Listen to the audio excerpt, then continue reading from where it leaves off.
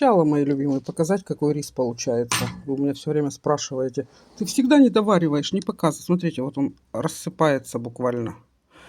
Рисинка к рисинке, ничего не слипается. Вот такой получается рис. Ну, просто для наглядности. Нет никаких этих, как каша или как что-то. Вот готовый рис. Вот, считай, много уже себе наложила. И буду с яйцом, наверное, и с своей любимой сметанкой. Мне уже на дне осталось, надо идти в этот самый светофор покупать сметану. Схожу, еще ведро куплю. Очень люблю сметану. Сейчас скажу, если вкусно. Хотела риса с утра.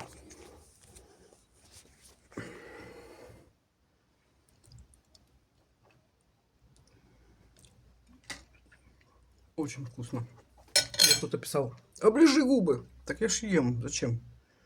Потом